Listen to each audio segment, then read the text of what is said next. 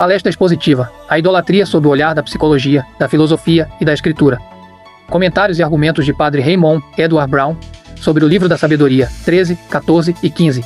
Evangelista Paulo Rogério, da cidade de Vigia do Pará. Primeiro. Introdução. O que é idolatria? A idolatria, num primeiro momento, pode ser compreendida como a adoração de uma imagem, objeto ou criatura no lugar do Deus verdadeiro. No entanto, tanto para a filosofia quanto para a psicologia e a Sagrada Escritura, esse fenômeno vai muito além do ato religioso de curvar-se diante de uma estátua. A idolatria representa um desvio profundo na estrutura psíquica e espiritual do ser humano. É a projeção de desejos e ansiedades em objetos finitos, ou o apego excessivo a valores que, por sua própria natureza, não podem oferecer a plenitude que o ser humano busca. O homem cria ídolos para dominar ou explicar o sagrado de forma palpável. É assim que a filosofia descreve essa tendência humana de materializar o transcendente. E o Livro da Sabedoria, nos capítulos 13, 14 e 15, oferece a análise mais profunda e contundente sobre a origem, a loucura e as consequências da idolatria em toda a Bíblia. Sobre esses capítulos, Padre Raymond Edward Brown, um dos maiores exegetas católicos do século zero, oferece comentários que nos ajudam a compreender a gravidade da advertência inspirada. Segundo, a distinção católica, adoração e veneração. O que ensina a teologia oficial? A Igreja Católica, reconhecendo a proibição bíblica de adorar imagens, formulou ao longo dos séculos uma distinção teológica para justificar o uso e o culto de imagens em seu meio. Consolidada no Concílio de Trento, a doutrina ensina: latreia, culto supremo devido exclusivamente a Deus. Dúlia, honra prestada aos santos e às imagens, cuja honra passaria à pessoa representada. Hiperdulia, veneração especial à Virgem Maria. O princípio central é: a honra prestada à imagem passa ao arquétipo, ou seja, não se adoraria a madeira, mas se honraria a pessoa que a imagem representa. Comentário de Padre Raymond Edward Brown. Padre Brown adverte: a distinção entre adoração e veneração existe na teologia, mas na prática popular ela desaparece. O povo não distingue, ele se prostra diante da imagem, confia na imagem, espera da imagem. E é justamente essa prática que o Livro da Sabedoria condena. Brown, comentando Sabedoria 13 e 10 a 19, onde o artesão faz um deus do refúgio da madeira e depois ora a ele, afirma: o autor sagrado não está condenando apenas ídolos pagãos antigos, está condenando toda forma de culto onde se dirige súplica, confiança e prostração a um objeto material. Quando o fiel ora diante de uma imagem, pedindo socorro, vida e bênção, está fazendo exatamente o que o texto sagrado chama de loucura: pedir ao que não tem vida, invocar o que não pode ouvir. Terceiro, à luz da Bíblia, Deus não faz tal distinção. A Escritura não oferece margem para distinção entre adoração e veneração de imagens. O mandamento é claro, direto e sem exceções: não farás para ti imagem de escultura, nem semelhança de coisa alguma que há em cima nos céus, nem embaixo na terra, nem nas águas debaixo da terra.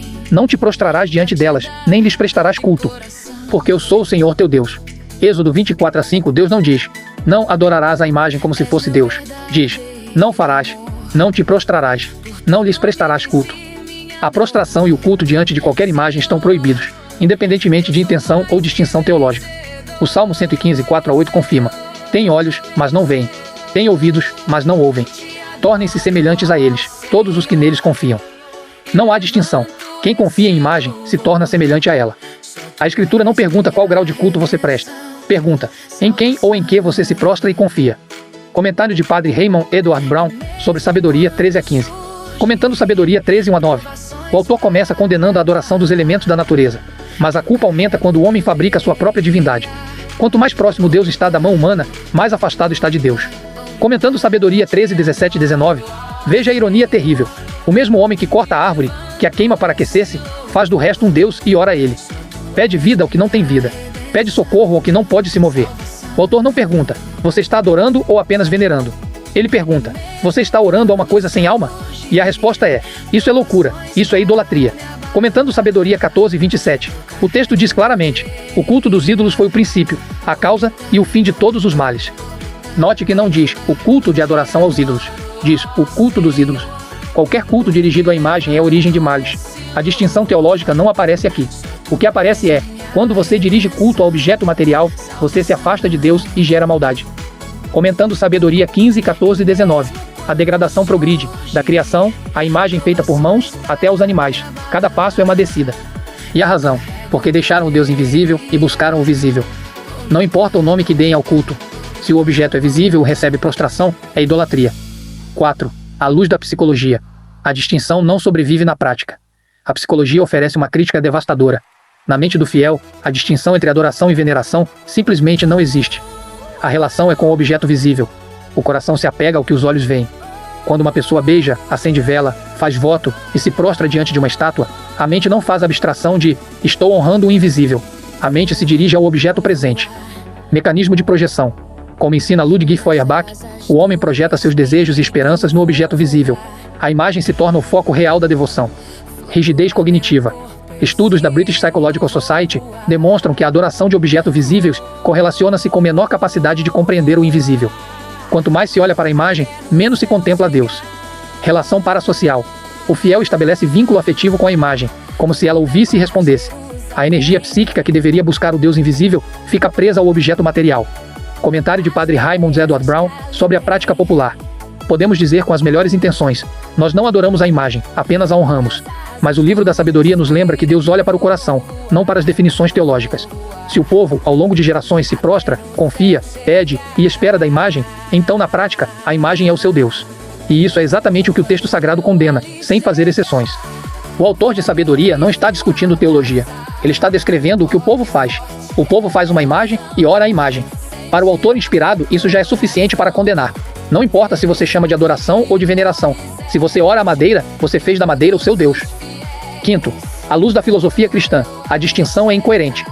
A filosofia cristã questiona a coerência dessa distinção. Santo Agostinho ensina: que proveito há em dizer não adoro a imagem, se os olhos e o coração ficam presos à imagem? Se o coração não sobe até Deus, a imagem é ídolo. São João Damasceno, que defendeu os ícones, mesmo assim admitiu: o perigo é grande, o povo confunde facilmente a imagem com o que ela representa. A distinção existe na mente do teólogo, mas não no coração do povo. A crítica filosófica fundamental: quando o objeto recebe todos os sinais de culto, prostração, beijo, oferenda, súplica, o meio se torna fim. Não importa o nome que se dê ao culto, importa o que o coração faz. Se você se prostra diante de algo, você está prestando culto àquilo. Comentário de Padre Raymond Edward Brown sobre a filosofia e a prática. Disse: a honra passa da imagem ao original. Mas onde a Escritura diz isso? O livro da sabedoria diz o contrário. Aquele que confia na imagem se torna semelhante à imagem. Não diz, se torna semelhante à pessoa representada. Diz, semelhante à imagem. Cego, surdo, mudo. A transferência de honra é uma esperança humana, não uma promessa de Deus. Se Deus quisermos aproximar-nos de Deus por meio de imagens, por que Ele mesmo proibiu fazer imagens para o representar? Será que Deus proibiu algo que nos ajuda?